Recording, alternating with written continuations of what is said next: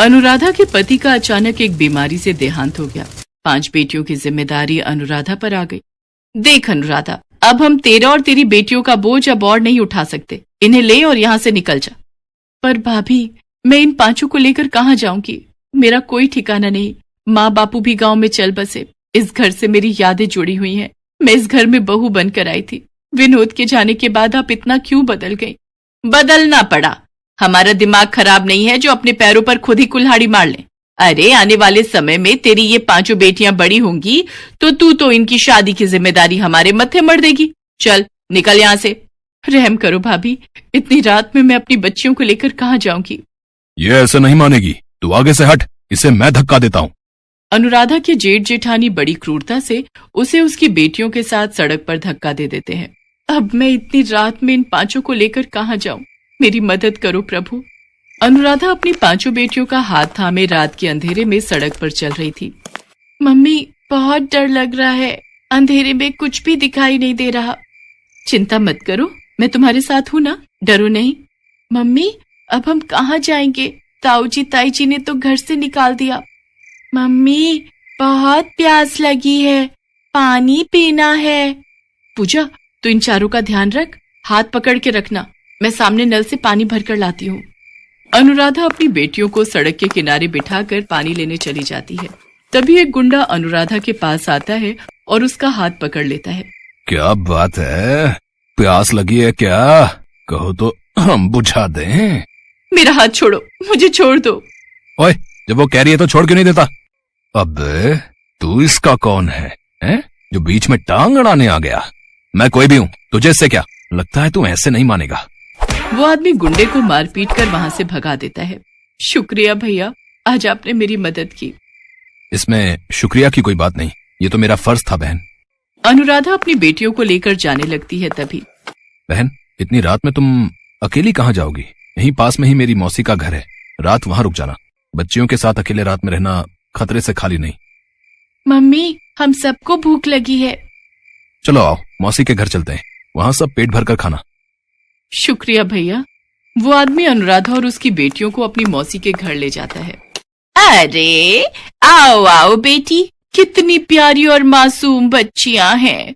तुम्हारी कहानी सुनकर सचमुच मेरा भी दिल भर आया। कैसे निर्दयी लोगों की दुनिया बनती जा रही है। बेटी, तुम चिंता मत करो, तुम आराम से यहाँ जितने दिन चाहे रह सकती हो।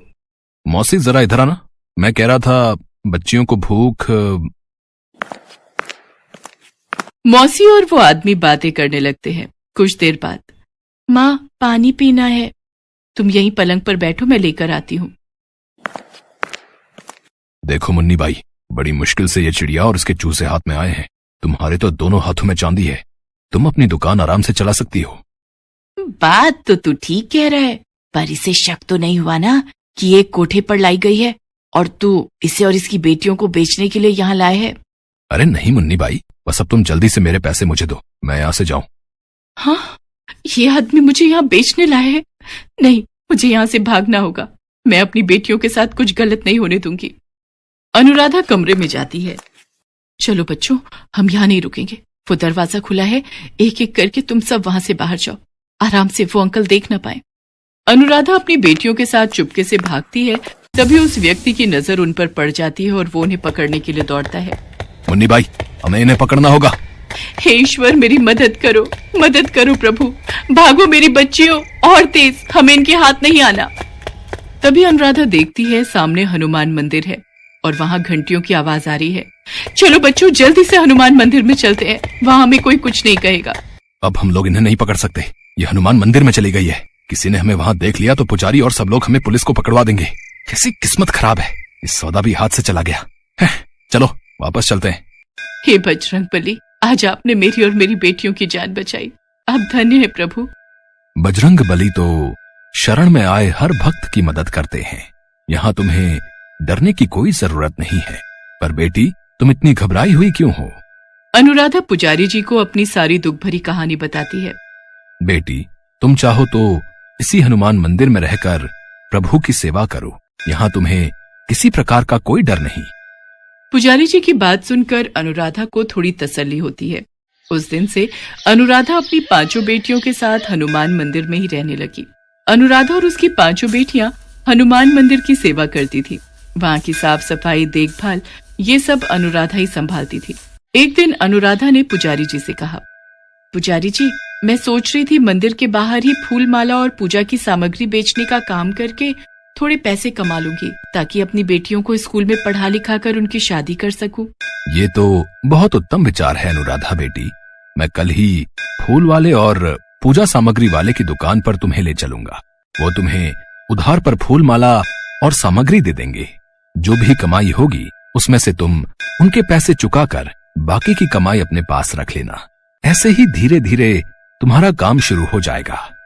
पुजारी जी अनुराधा को फूल माला और पूजा की सामग्री दिलवा देते हैं। अनुराधा मंदिर के बाहर ही फूल माला और पूजा की सामग्री बेचने लगी। अनुराधा ने अपनी बेटियों को एक सरकारी स्कूल में डाल दिया।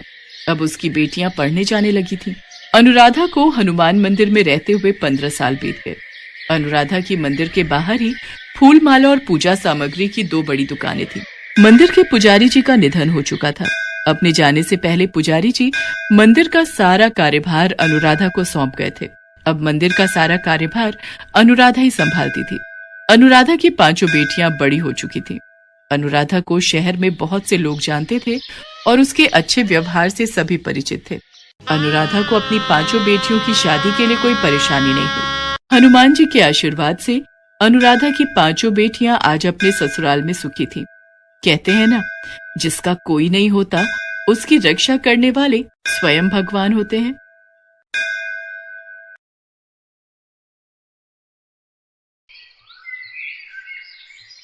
ये कहानी है हेतराम की।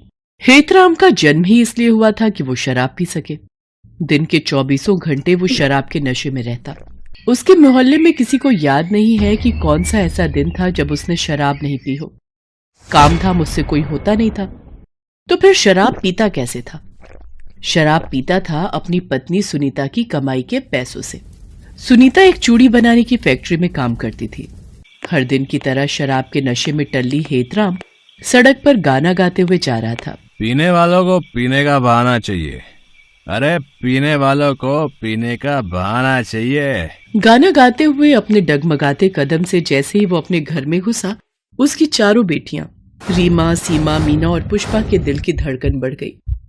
वो आपस में खुसर फुसर करने लगे। तभी हेतराम ने सीमा को बुलाकर पूछा, सीमा, अरे ओ सीमा, तेरी माँ कहाँ है रे? बापू वो तो अभी नहीं आई। आई नहीं? क्या मतलब आई नहीं? रात होने को आई और तुम्हारी माँ बाहर गैर मर्दों के साथ गुलछर्रे उड़ा रही है। आने दो आज उसे।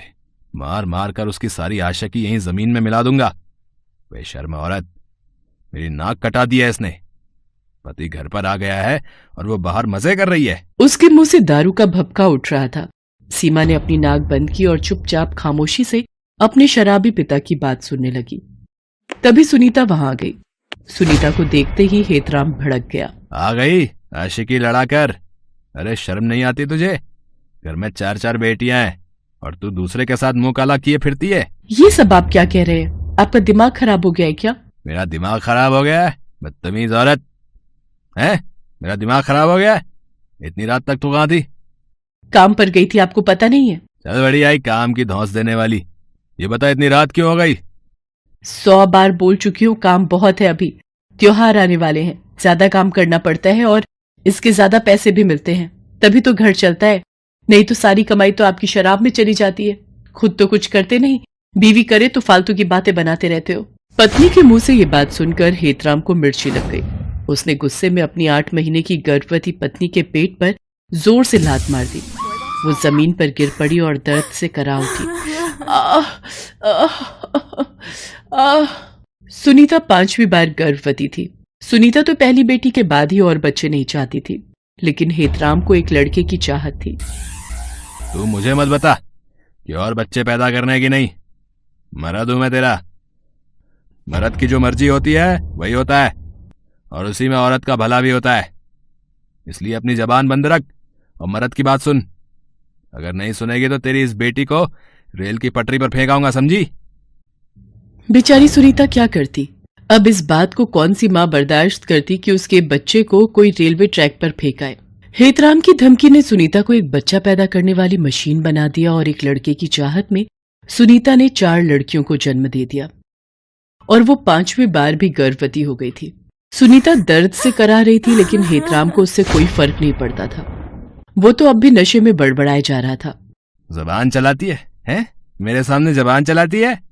अरे शुक्र मना मेरे जैसा सीधा साधा पति तुझे मिला है, नहीं तो तेरी इस बदजबानी पर तेरी जान ले लेता। ये कहकर उसने फिर से उसके पेट पर मारने के लिए अपना पैर उठाया। ये देखकर चारों बेटियां भागती हुई आई और अपने पिता के आगे रो रो कर और गिड़गिड़ा कर कहने लगी, बाबा बाबा, माँ को छोड़ दो, भगवान के लिए माँ को छोड़ दो। अगर आपको मारना है तो हम सभी का गला घोट दो, क्योंकि आपको हमसे दिक्कत है ना। आप हमें मार दो, लेकिन माँ को छोड़ दो।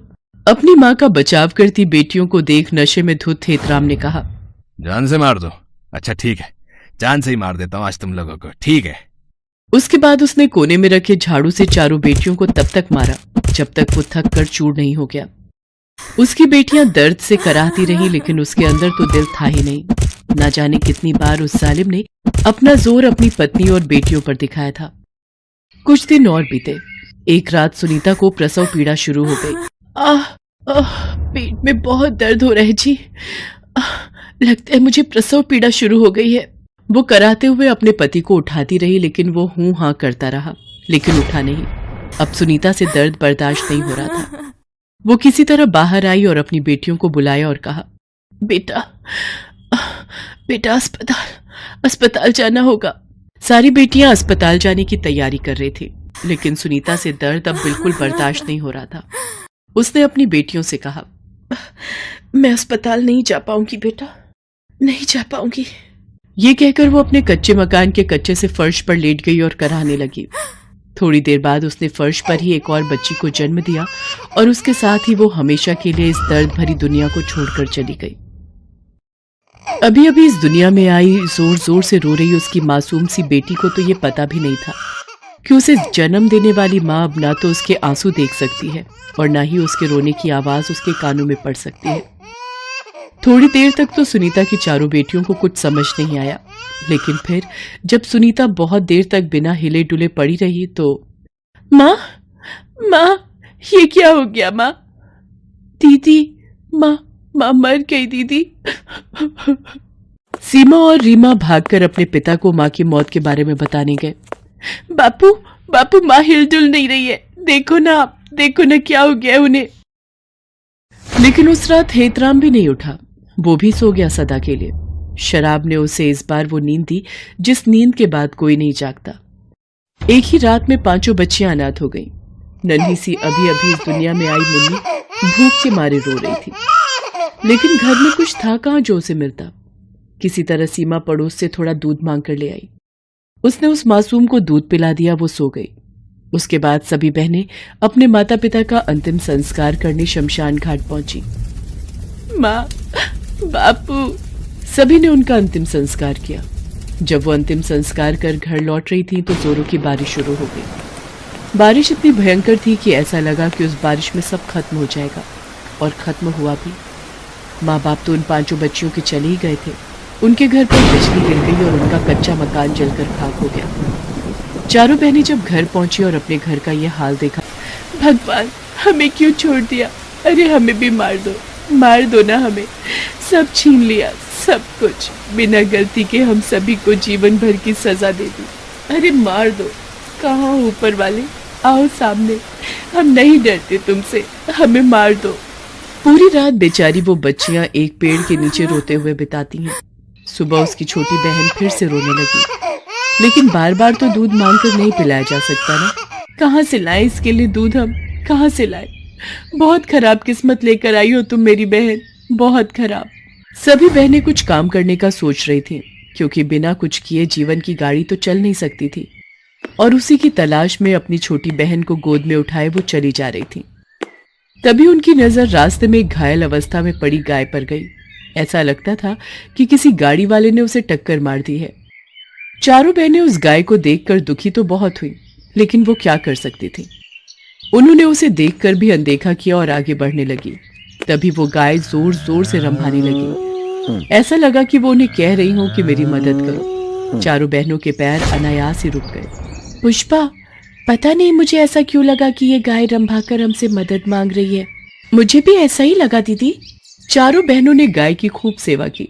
अपने फटे चिटे कपड़े से ही थोड़ा कपड़ा फाड़कर उसके घाव पर बांधा। भूखी प्यासी वो बहनें उस गौ माता की सेवा करने लगी और फिर थक हार कर सो गईं। और जब उनकी नींद खुली तो उन्होंने देखा कि उनकी सबसे छोटी बहन गाय के बगल में चुपचाप लेटी हुई है और गौ माता उसे अपना दूध पिला रही है। चारों बहनें गौ माता के इस उपकार को गौर से देखने लगी और मन ही मन उनका धन्यवाद करने लगे।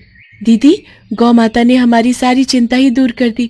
अब मुन्नी को दूध की कोई दिक्कत नहीं होगी। मुन्नी दूध पीकर फिर सो गई। तब गौ माता फिर से जोर जोर से रंभाने लगी, जैसे उन सारी बहनों को शुक्रिया कह रही हो। गौ माता अब चारों बहनों के साथ ही रहने लगी। बहनों ने रोजी रोटी चलाने के लिए गौ माता के दूध से चाय बेचने का व्यापार शुरू किया। गौ माता के दूध से बनी चाय इतनी स्वादिष्ट होती कि इस चाय का स्वाद तो अद्भुत है। मैंने सच में ऐसी चाय आज तक नहीं पी। धीरे धीरे उनकी दुकान खूब चलने लगी। थोड़ा समय और बीता। अब उन बहनों ने गाय के दूध की मिठाइयां बनाकर बेचनी शुरू कर दी और वे मिठाइयां भी लोगों की जबान पर ऐसी चढ़ी कि जो भी एक बार उनकी दुकान की मिठाई खाता वो बार बार उनकी दुकान पर आता। धीरे धीरे कर उन बहनों का संघर्ष कम होता गया और गौ माता की कृपा और अपनी मेहनत से वे कामयाबी की नई नई मंजिल पाती गईं।